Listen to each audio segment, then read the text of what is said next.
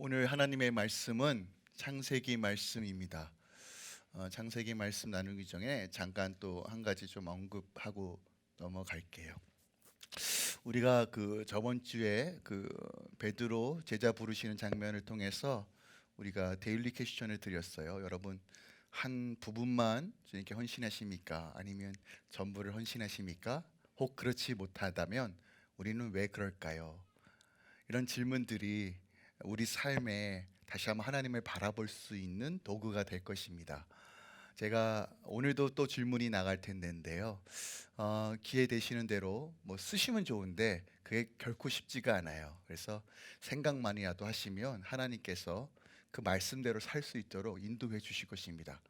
그리고 나중에 이런 질문들로 가지고 셀그룹도 할 거고, 또한 팀장 모임, 조정 모임 다 그렇게 진행할 거예요. 그러니까 저희는 이미 교재가 다 지금 매일같이 나가고 있는 것이고, 특히 유스들은 지금 그걸로 지금 그룹 모임을 하고 있습니다. 그래서 어린아이부터 성인들까지 다 하나님 말씀 가운데 매주를 살아가고 주님 바라보면서 나아가기 원해서 데일리 퀘스천을 씁니다. 그리고 특별하게 요약본은요, 제가 요약하는 게 아니라 안전도사님이 하십니다. 그러니까 탁월하신 분이에요. 그러니까 제가 돌을 줬는데 케이크 같은 게 나오고 그래요.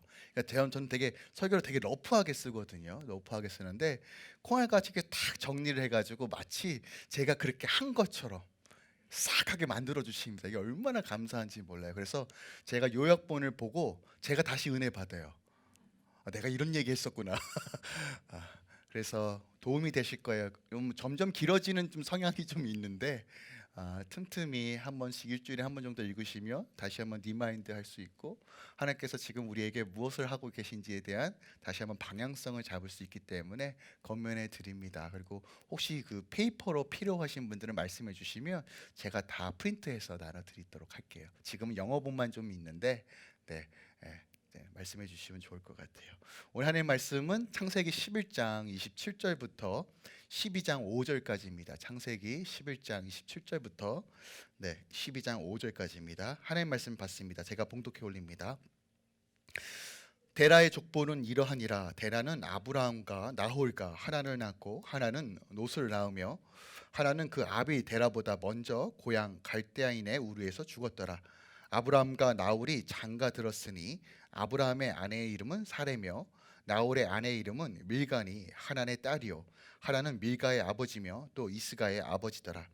사레는 임신하지 못함으로 자식이 없었더라.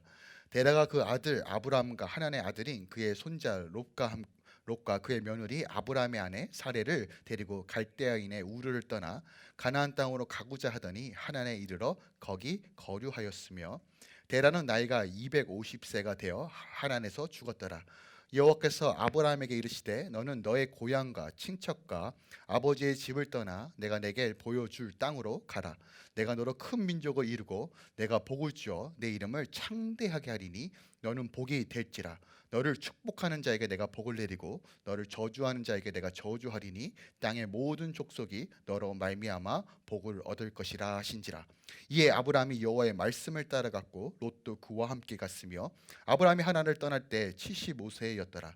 아브라함이 그의 아내 사레와 조카 롯과 하란에서 모은 모든 소유와 얻은 사람들을 이끌고 가나안 땅으로 가려고 떠나서 마침내 가나안 땅에 들어갔더라. 아멘. 하나님의 말씀입니다. 혹시 국가대표라는 말 아시죠? 어떤 뜻이에요? 국가의 대표입니다. 국가의 부르심을 받은 자들이에요. 국가대표 어떻게 하면 할 수 있을까요? 저희가 손흥민처럼 축구를 잘하면 국가대표에 뽑히겠죠? 그죠? 메달리스트처럼 올림픽 선수나 또한 월드컵 같이 국가대회에서 선수로 뽑히는 거, 혹은 공부를 잘해도 국가대표로 뽑혀요. 뭐 바둑 같은 것도 그렇죠. 어떤 분야에 특출을 나야 할 때 우리는 국가에 대한 부르심을 받아요. 국가가 그 부름을 하는 목적이 있죠. 왜 부르죠? 국가의 위상을 드러내기 위해서. 이것은 값으로 매길 수 없는 참 명예로운 것이에요. 우리가 어떤 부르심에 대해서 반응을 할 때 누군가 어떤 대상이 나를 부르냐에 따라서 그 부르심의 무게가 달라집니다. 맞죠? 예를 들어서 국가가 나를 부를 때 어머 왜? 막 긴장하는데 우리 아내가 부를 때는 표정이 달라요. 왜 그럴까요? 그러면 안 되는데도 불구하고 우리는 그래요.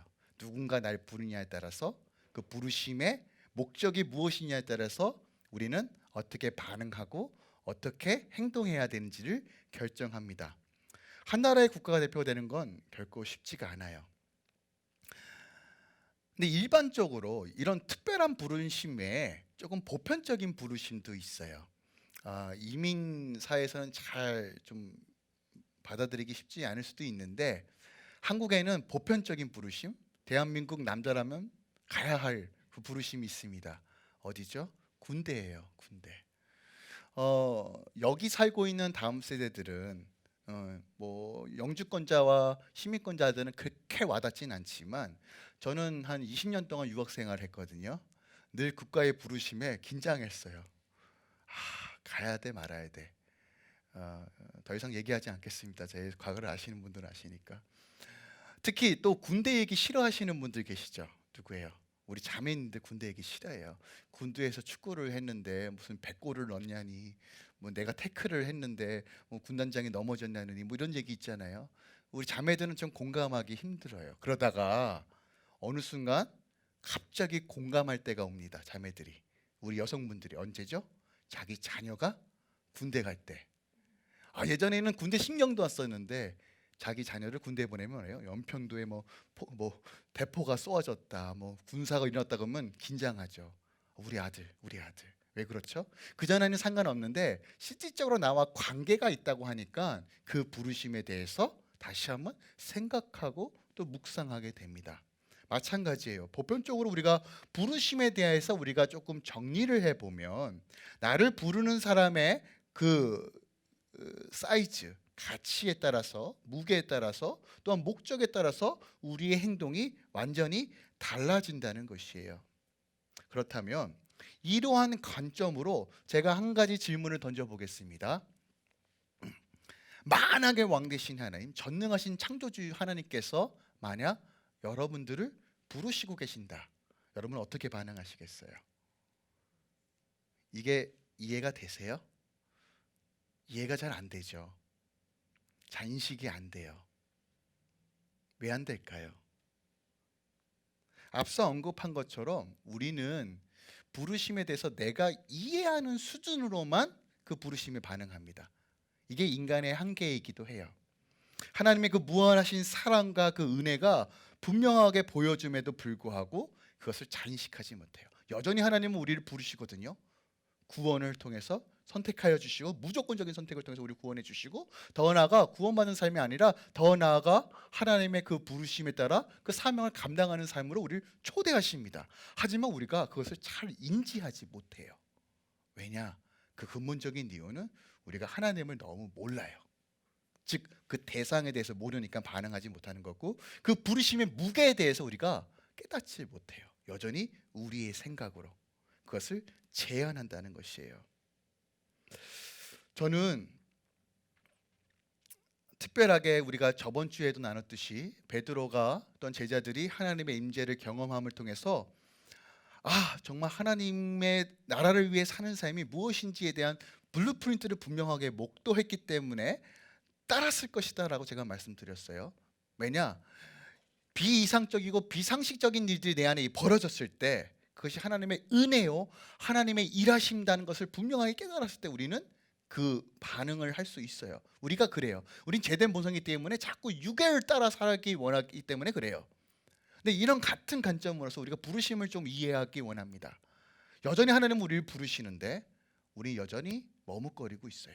혹은 나의 이야기가 아니라고 생각한다고요. 특별하게 불러 기도하시는 저 권사님, 저 집사님에게만 해당되는 부르심이, 아니면 우리 목사님에게만 해당되는 부르심이고 나는 열심히 살면 돼. 나는 그냥 내 가정 잘 지키고 먹고 살기만 하면 돼. 이게 하나님의 부르심일 거야 라고 제안을 한다는 거예요. 근데 저는 이 모든 것들을 다시 한번 리셋시키고 한 인물에 좀 주목해 보길 원해요. 아브라함이 하나님의 부르심에 어떻게 반응하였는가. 그렇다면 하나님의 부르심의 목적은 무엇인가? 그 하나님은 누구인가? 그럼 나는 어떻게 살아야 되는가를 매주 다루면서 다시 한번 우리가 생각하길 원해요. 우리가 생각하기에 아브라함은 참 믿음의 사람이에요. 정말 거대한 믿음의 사람인데 실질적으로는 그렇지 않아요. 우리와 별반 다르지 않아요. 그리고 그 아브라함을 통해서 하나님은 우리에게 동일하게 말씀하시는 거예요. 그 콜링이 무엇인지, 그 목적이 무엇인지, 그에 합당한 삶은 무엇인지를 함께 나누기 원합니다. 아브라함의 삶을 좀 다각도로 보기 원해요.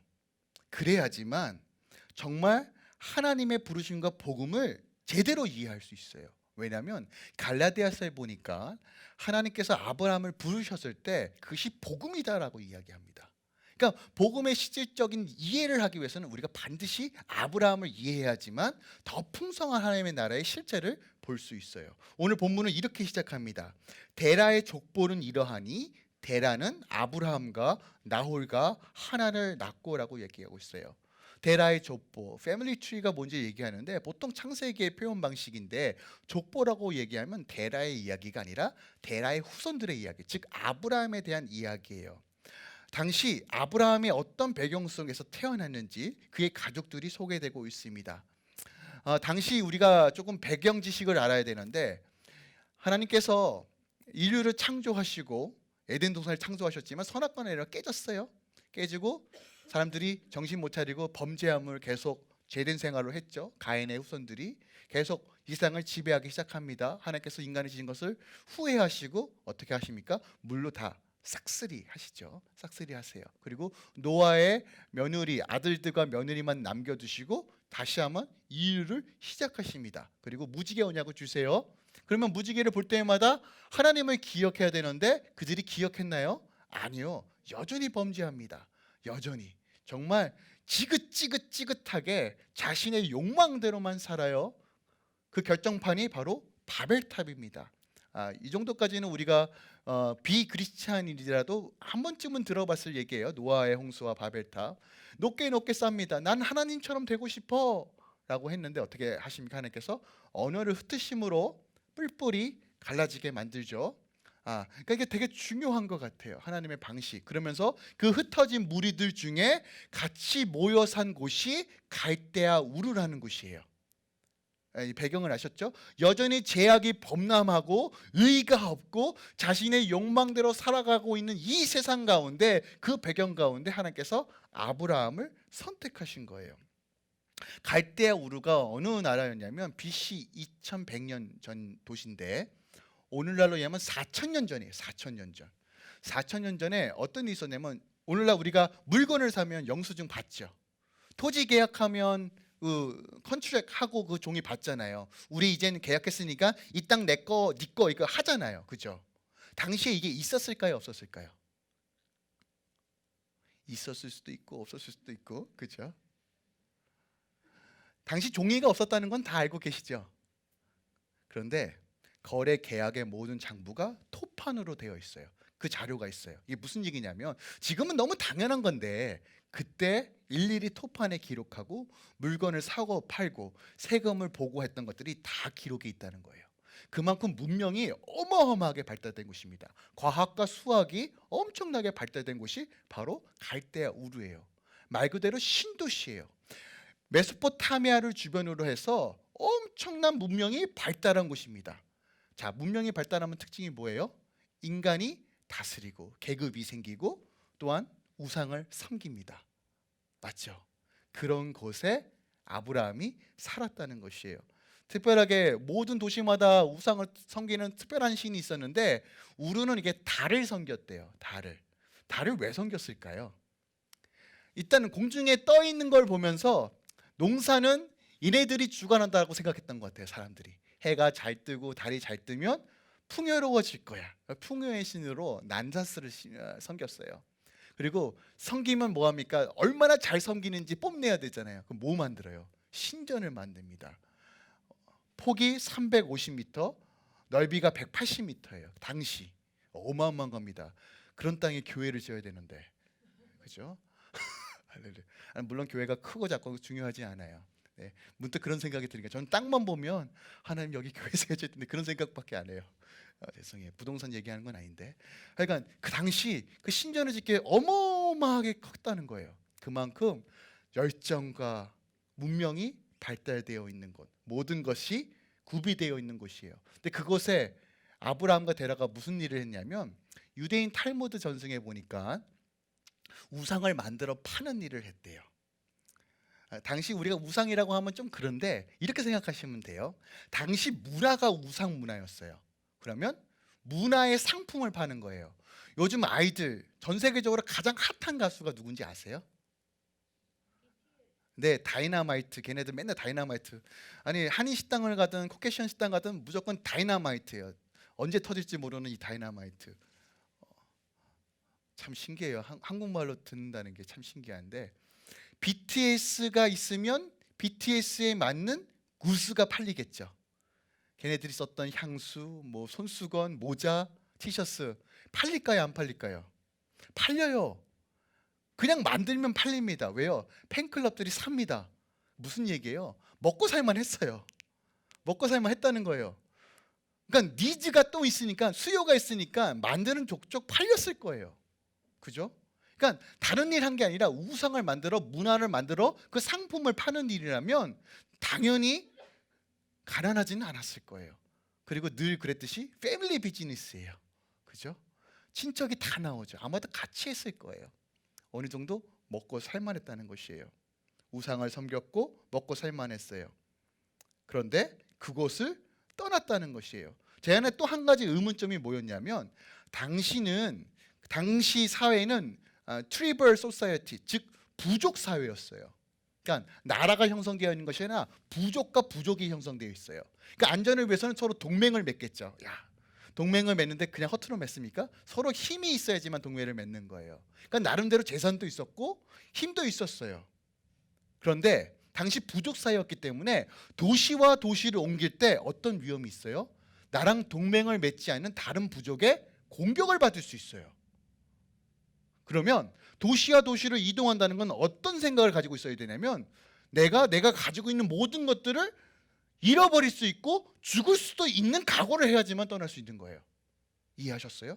그런데 데라와 아브라함이 우르를 떠났다고 합니다.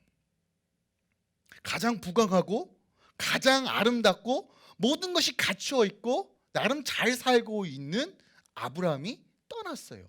왜요? 사도행전 보니까 이런 구절이 있어요. 스테반 집사님이 설교한 내용이에요. 사도행전 7장 말씀인데 이렇게 기록되어 있습니다. 우리 조상 아브라함이 하란에 있기 전 메소포타미아에 있을 때 영광의 하나님이 그에게 보여 이르시되 내 고향과 친척을 떠나 내가 내게 보인 땅으로 가라 하시니 아브라함이 갈대아 사람의 땅을 떠나 하란에 거하다가 그의 아버지가 죽음에 하나님이 그를 거기서 너희 지금 사는 이 땅으로 옮기셨느니라라고 얘기해요. 먼저 하나님의 영광이 보였대요. 보이고 오늘 창세기 12장 1절부터 3절 말씀하신 거예요. 내가 널 보고 줄 거야. 너 이름을 창대케 할 거야. 별같이 바를 거야. 이런 얘기를 하신 거예요. 아브라함에게. 근데 오늘 재미나게 말씀하시는 건 사도행전 보니까 하나님께서 옮기셨대요. 무슨 얘기예요? 자기 의지로 간 것도 있지만 하나님께서 그렇게 몰아가신 거예요. 이게 되게 중요합니다. 우리는 아브라함이 그래 이게 하나님의 음성이야 할렐루야 하고 간다고 생각하는데 아니라고요. 자세히 보세요. 당시 종교성이 많았어요. 아브라함은. 그죠? 우상을 꺾었으니까 자기도 우상 숭배였잖아요. 그러니까 이러다가 어느 순간 갑자기 하나님의 음성이 들렸든 뭐가 보였든 간에 어떤 특별한 신에게 음성과 장면이 보였어요. 이게 여호와인지 여호와 아닌지는 잘 모르겠어요. 아마도 노아의 후손이기 때문에 여호와에 대해서 들었을지도 몰라요. 하지만 그에게 그건 중요한 것이 아니에요. 하나님의 영광이 임했어요. 그때 우리 같으면 오 주님 할렐루야라고 알아차리잖아요. 근데 그걸 모르는 상태에서 그 영광을 맛봤어요. 아브라함의 마음이 어땠을까요? 무서웠을 것 같아요. 오 뭐지? 그리고 내가 우르를 안 떠나면 이 신에게 죽겠구나 라는 생각이 들지 않았겠어요? 그죠? 그것도 한 작용했을 거예요. 자기는 떠나고 싶지 않았는데 하나님께서 옮기신 거예요. 가도 죽을 것 같고 안 가도 죽을 것 같고 했는데 그래도 완전하지 않는 믿음, 오히려 불신에 가까운 믿음이지라도 그가 순종했어요. 그게 뭐라고 말합니까? 성경은 믿음이라고 얘기해요. 여러분, 이게 우리에게 좀 주목해야 될 부분인 것 같아요. 우리는 뭔가 하나님의 부르심에 반응할 때 뭔가 완벽하게 준비돼야 돼. 뭔가 기도도 1시간씩 해야 되고 말씀도 막 통독해야 되고 막 그래야지만 뭔가 위대한 일, 하나님의 거룩한 일을 할 수 있을 거라 생각하는데 아니요. 하나님은 그 부르심에 맞도록 우리를 트레이닝 시키시고 만지시고 하시면서 우리를 다듬으시며 그 부르심 간에 살 수 있도록 인도해 주세요. 근데 우리에게 필요한 건 무엇이에요? 한 발자국은 주님 내가 가겠습니다예요. 우리가 부르심을 제대로 이해하셔야 돼요. 이게 이해가 안 되니까 자꾸 뭔가 완벽해야 돼, 뭔가 갖춰야 돼라고 생각해요. 아니요. 오늘 본문에 보니까 사도행전에 뭐래요? 옮기셨다예요. 하나님께서 그렇게 인도하신다는 것이에요. 그럼 우리의 의문은 이거예요. 하나님께서 아브라함 왜 선택하셨어요? 혹시 이거 생각해 보셨어요? 당시 사람들이 참 많았어요. 물론 다 제된 사람이었지만 심지어 아브라함도 우상 숭배자예요. 근데 아브라함 왜 선택하셨어요? 아브라함은 나중에 커서 이삭을 드리지. 그래. 이거 생각하시고 아브라함 선택하셨을까요? 글쎄요. 얘는 돈을 많이 버니까 나중에 헌금 많이 할 것 같아 라고 선택하셨을까요? 아니요. 아닐 거예요. 하나님은 언약에 충실하신 분입니다. 이 깨진 하나님의 나라를 회복하게 원하셨는데 하나님의 무작정적인 선택으로 아브라함을 선택하신 거예요. 바벨탑으로 인하여 깨어진 인류가 다시 내버려 두시는 것이 아니라 하나님은 그의 자녀들이 하나님 나라에서 복과 형통을 누리기 원하고 샬롬을 경험하기 원해요. 그런데 하나님은 그 작업을 다시 하신 거예요. 선악과로 인하여 또 깨져졌고 노아의 방수로 또 깨졌고 바벨탑으로 하나님의 마음이 또 무너졌는데도 하나님은 포기하지 않는 거예요. 왜요? 내 새끼니까, 내 자녀니까. 하나님의 부르심은 우리가 그렇게 이해하셔야 돼요. 근데 이걸 내가 잘못 이해하면 자꾸 내 기준으로 남을 평가해요. 자기도 자격이 없는데 마치 남은 자격이 있어야 된다고 생각한다고요. 여러분, 자꾸 내 수준으로 하나님을 이해하기 시작하니까 복음이 자꾸 변질되는 것이에요. 우리 자격 없어요. 나를 구원해 주신 하나님, 아무 조건 없이 우리 구원해 주셨고 부르시는 것도 마찬가지예요. 그 부르심에 내가 순종하면 하나님께서 그것을 감당할 수 있는 힘도 주시고 훈련도 시키세요. 근데 이게 이해가 안 되니까 이런 거예요. 우리 안에 어떤 어그러짐이 있냐면 어느 분께서 결단을 하신 것 같아요. 결단을 하시고 주님께 나아가는데 나는 결단하고 가나안 땅으로 가는 것 같은데 왜 자꾸 일이 꼬이지? 하나님 나 제대로 가는 거 맞잖아요. 그런데 왜 풀리지 않아요? 그러면서 또 생각해요. 하나님 나 버리시나 보다. 하나님 나 사용하지 않나 보다. 아니 내가 마음을 먹고 하나님께 갔는데도 왜 하나님은 왜 나를 도우지 않아요? 여러분, 우리의 의로 따라가는 것도 아니고 우리의 능력으로도 그 부르심에 감당하는 것도 아니에요. 하나님은 이거 다루시는 거예요. 너 아무것도 아니야. 너 아무것도 할 수 없어. 하지만 보이지 않고 믿기지 않아도 한 발자국 내딛는 게 믿음이고 그걸 의로 여기며 내가 너를 통해서 천하 만민이 복을 받을 수 있도록 인도해 주실 거야. 무작정적인 그 사랑이 우리 안에 있어요. 하나님의 부르심을 그렇게 이해하셔야 돼요. 이것이 이해가 되면 여러분 교회 안에서 동일합니다. 한국 사람들 특징이 집사님 이거 해주세요, 성도님 이거 해주세요 그러면 목사님 제가 무슨 자격이 있다고, 제가 무슨 못해요 목사님. 저도 알고 하나님도 알아요. 그거 제대로 못할 거. 근데 하나님께서 왜 마음 주시고 하라고 하실까요? 그걸 통해서 그 부르심에 합당한 삶으로 다듬게 하기 위해서 하시는 거예요. 우리가 그 관점으로 이해하시면 헌신하지 못할 게 없어요. 우리가 그 관점으로 생각하면 부르심에 반응하지 않을 이유가 없다고요. 하나님은 아세요. 우리의 연약함과 부족함을 아신다고요. 우리가 이 부르심에 대해서 그렇게 이해하셔야 돼요. 하나님의 말씀에 순종했다는 사실이 어디 나오냐면 정말 아브라함은 아무것도 몰랐는데 순종했어요. 히브리서 11장 8절 볼게요. 이렇게 기록되어 있습니다. 믿음으로 아브라함은 부르심을 받았을 때 순종하여 장래 유업을 받을 땅에 나아갈새 뭐라고요? 갈 바를 알지 못했대요. 보지 않고 간 거예요. 여러분 확신이 없는 일을 하는 것만큼 얼마나 불안하고 초조한 일이 뭐가 있어요. 그죠? 아브라함 몰랐어요. 어디로 가야 될지, 무슨 일이 벌어질지 몰랐어요. 그런데 뭐라고요? 갔대요.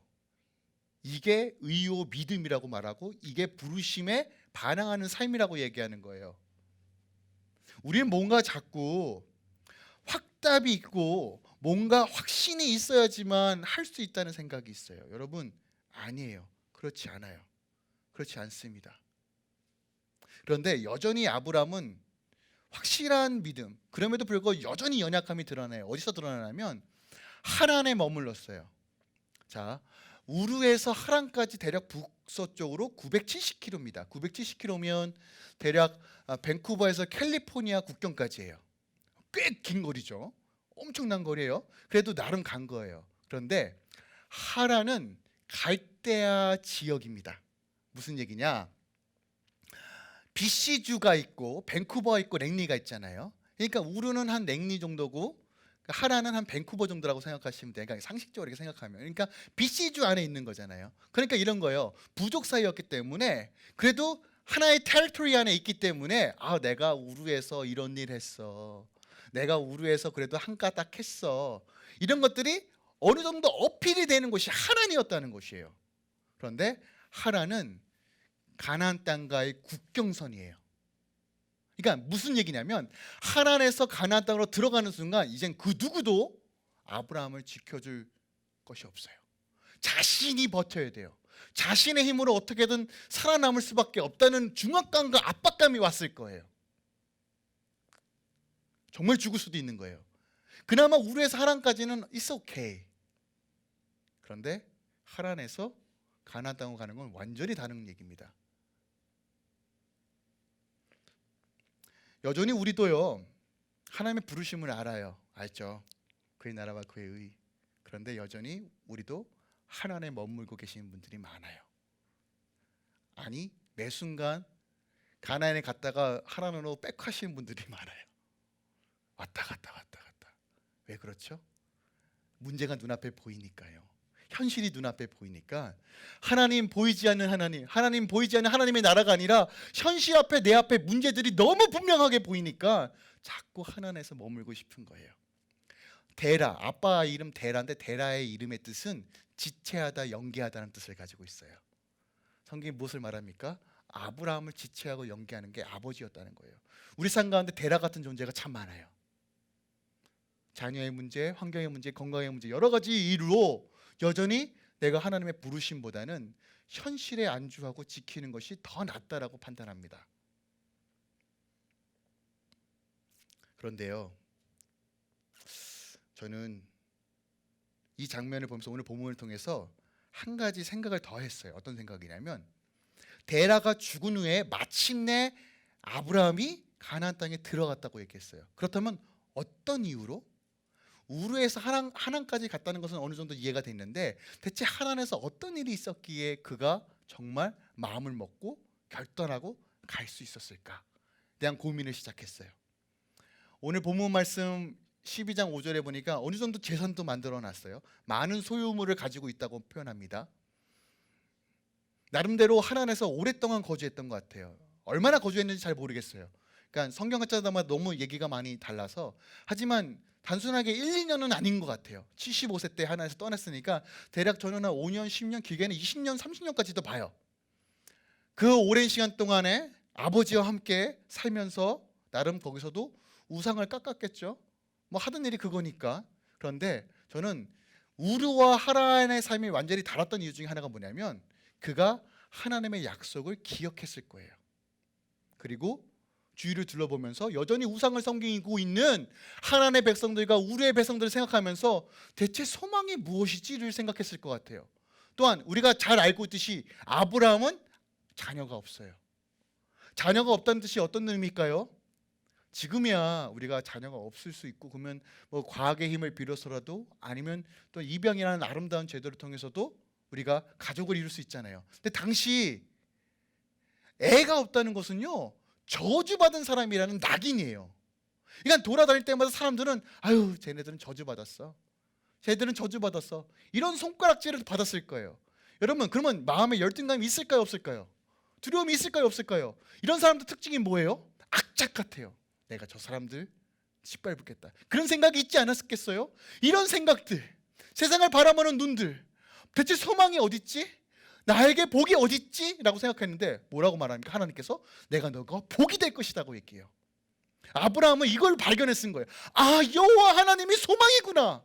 세상을 바라보면 절대 소망이 없는데 이것이 복음이구나 라는 걸 깨달았을 거예요. 그리고 아버지가 죽는 순간 그가 마침내 결단하고 간 거예요. 세상에 소망이 없고 하나님께 소망이 있다는 것을 발견했을 것 같아요. 솔로몬처럼 세상이 헛되고 헛되다, 해발, 연기가 같이 사라지는 것들을, 하지만 오직 하나님을 말씀을 따라가는 것이 바로 소망이구나 깨닫지 않았을까요? 여전히 하나님은 우리에게 동일하게 말씀하십니다. 우리에게 그 언약의 말씀을 붙들며 전쟁과 같은 이 삶, 불안과 공포, 팬타닉 시대에 여러분 기억하세요. 우리가 하나님 사명대로 소명대로 살지 못하면 이 땅에서도 지옥인데 나중에서도 지옥을 경험할 수 있어요. 하나님은 이 땅에서 하나님의 나라를 사모하고 바라보는 자들에게 이 땅에서 하나님 나라를 경험케 하십니다. 왜 우리가 죽어서 가는 하나님 나라만 생각하십니까? 하나님은 불가능을 가능케 하시고 어그러진 걸 회복하시는 하나님이에요. 소망이 전혀 없어 보이는 그 땅에 내가 너의 복이 될 것이다 라고 얘기합니다. 실질적으로 가나안 땅은 하나님보다 더 형편없는 땅이에요. 그런데 하나님께서 그것을 젖과 꿀이 흐르는 땅이라고 말씀하세요. 하나님 이 부르심에 여러분을 초대하십니다. 그런데 기억하세요. 완전한 믿음 아니라 어떻게 보면 불신에 가까운 믿음, 떠밀려 왔던 믿음. 하지만 하나님은 그럼에도 불구하고 결정적인 다시 한번 우리에게 물으시는 거예요. 너 정말 나만 의지할 수 있니? 정말 나만 바라볼 수 있니? 라고 우리에게 물으신다는 것이에요. 오늘 이 아침에 다시 한번 우리가 그 말씀에 반응하기 원합니다. 12장 1절부터 3절까지 한번 묵상하고 오늘 말씀을 마무리하려 합니다. 여호와께서 아브라함에게 이르시되 너는 너희 고향과 친척과 아버지의 집을 떠나 내가 내게 보여줄 땅으로 가라라고 말합니다. 자, 근데 중요한 포인트가 있어요. 보세요. 너는 너희 고향과 너희 친척과 너희 아버지 집이에요. 보세요. 주체가 뭐예요? 너의 집, 너의 고향, 너의 아버지예요. 너가 주된 것들을 너 떠나버리고 내가 보여준 땅으로 가라는 거예요.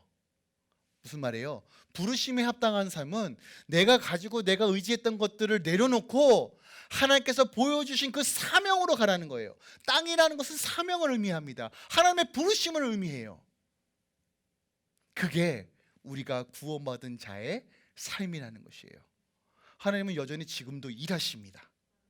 하나님께서 여전히 여러분의 삶을 보살펴 주시고 보호하십니다. 그 하나님이 우리의 아버지 되십니다. 그런데 우리에게 요구하시는 건 가라예요. 우리가 날마다 점검해야 될 것이 뭐예요? 내 집, 내 친척, 내 고향, 내가 의지했던 것이 무엇이지? 하나님보다 더 의지했던 것이 무엇인지를 자꾸 되새기고 그것을 보는 것이 아니라 하나님을 보셔야 돼요.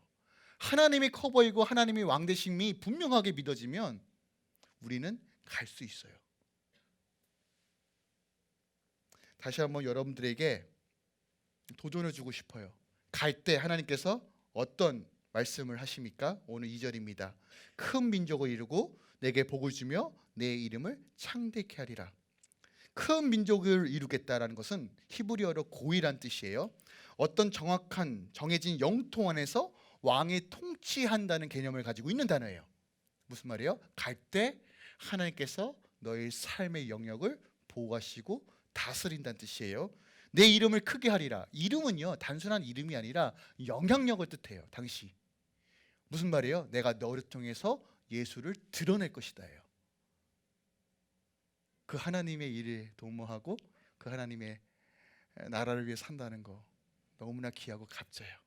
그 은혜를 발견하시고 오늘도 믿음으로 선포하시고 걸어가시게 우리 주 예수 그리스도 이름으로 부탁드립니다. 기도하겠습니다. 주님, 우린 여전히 아브라함 같이 연약한 믿음입니다.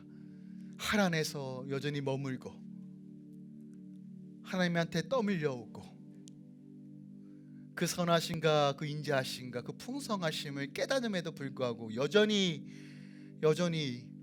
우리 안에 두려움 때문에 앞으로 가지 못하고 있습니다. 그러나 하나님, 오늘 아브라함이 결단하여 두렵고 떨리지만 가나안 땅으로 들어갔던 것처럼 주님, 우리 안에 이런 믿음을 주시옵소서. 정말 한 치 앞도 모르겠습니다. 이 사태가 언제 끝날지 모르겠습니다. 그러나 하나님, 문제를 보는 것이 아니라 문제 너머에 하나님 보겠습니다. 주의 거룩한 손이, 주의 통치가 우리 가정과 공동체와 사업과 직장과 학업 가운데 채워주시고 인도하여 주시고 보호하여 주시고 주님을 더 깊이 깨달으며 부르심에 합당한 삶으로 인도하여 주시옵소서.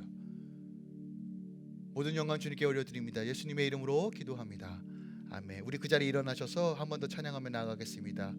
아까 찬양했던 전심으로 함께 찬양하며 나아가겠습니다.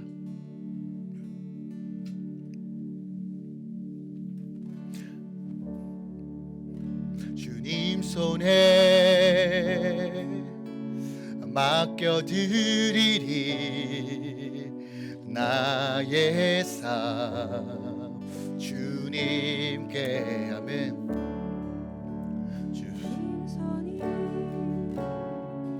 나의 담 붙드네. 아멘. 나 주의 것 영원히. 아멘. 내가 믿는 분 예수, 내가 속한 분 예수, 삶의 이유 되시네, 내 노래 되시네, 전심으로. 아멘. 주와 함께, 주와 함께 걸어가리라. 모든 길을 주실래. 아멘. 주들 안에 나 살아가니 주의 약속은 영원해. 내가 믿는 분 예수, 내가 믿는 분 예수, 내가 속한 분, 내가 속한 분 예수, 삶의 이유 되시네, 내 노래 되시네. 내가 믿는 분 예수, 내가 속한 분 예수, 삶의 이유 되시네. 내 너 한 번 더 믿음으로 고백합니다. 내가 믿는 분, 내가 믿는 분 홀로 시작. 내가 속한 분 예수, 삶의 이유 되시네, 내 노래 되시네, 전심으로. 한 번 더 결단하며 기도하기 원합니다. 하나님, 우리의 연약한 믿음도 주님께 올려드립니다. 세상을 두려워하는 것이 아니라, 이 펜타닉을 두려워하는 것이 아니라, 우리의 재정과 궁핍과 어려움을 두려워하는 것이 아니라, 문제를 두려워하는 것이 아니라, 하나님, 이 시간 하나님 바라보겠습니다. 눈을 들어 주를 보겠습니다. 우리의 도움이 오직 여호와 하나님께 있음을 다시 한번 믿음으로 선포합니다. 하나님, 우리를 붙들어 주시옵소서. 다시 한번 결단과 믿음으로 주의 나라와 의를 위해 온전히 나아갈 수 있도록 역사해달라고, 또한 여러분의 가정과 우리 다음 세대를 위해서도 함께 충고하며 기도하기 원합니다. 기도합니다. 오 주님, 우리가 믿는 분 오직 예수 그리스도, 우리가 믿는 오직 여호와 하나님, 오직 성령님을 의지하며 우리 삼위 하나님을 찬양하고 의지합니다. 주님, 환난과 어려움과 핍박과 공허 가운데 오직 우리의 도움은 오직 우리 하나님 아버지 되십니다. 하나님, 우리의 눈이 열리기 원합니다. 우리의 마음이 열리기 원합니다. 사단마귀 권세들이 우리의 마음을 혼비하게 하고 우리의 믿음을 꺾으려 하지만 우리가 넘어지지 않겠습니다. 우리가 쓰러지더라도 다시 일어나겠습니다. 하늘을 넘어 가나안 땅으로 들어가겠습니다. 하나님, 여전히 부족한 개도시만한 믿음이라도 이 산을 들어쳐서 옮긴다고 말씀하신 하나님, 우리의 부족하고 깨어진 믿음을 다시 한번 주님께 내어드리며 우리의 두려움을 내려놓으며 우리의 걱정과 의심을 주님께 내려놓으며 다시 한번 주의 손을 붙잡습니다. 눈을 들어 하나님을 바라보며 나아갑니다. 하나님, 우리를 붙드소서. 우리 주님 예수님, 우리 손을 붙드소서. 성령님, 다시 한번 거룩한 영으로 채워주시옵소서. 날마다 하나님을 바라보며 걸음 그 길이 부딜지라도 느릴지라도 하나님, 방향이 중요한 것처럼 하나님, 우리가 다시 한번 약속으로 걸어갑니다. 그 사명으로 걸어갑니다. 그 부르심에 합당하게 나아가겠습니다.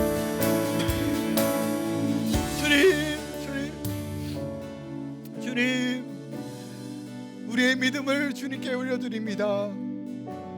우리의 믿음을 주님께 올려드립니다. 하나님, 우리를 긍휼히 여기소서. 주님, 우리를 불쌍히 여겨주세요. 그래서 하나님, 연약하지만 부족하지만 다시 한번 하나님의 긍휼을 의지하여 나아가오니 하나님, 우리를 새롭게 하시고 우리를 붙들어 주시고 하나님의 선하심으로 채워주세요. 특별히 우리 다음 세대들, 미혹 많고 유혹 많은 이 시대에 참 진리의 신 여호와 하나님 바라보며 다니엘처럼 뜻을 정하고 요셉처럼 하나님의 마음과 생각이 온전히 주님께 연락되어 나아갈 수 있도록 역사해 주세요. 우리의 가정들을 회복하여 주시고 우리 직장을 선하게 하나님의 풍성함으로 채워주세요. 주님, 오늘도 주님께 의탁합니다.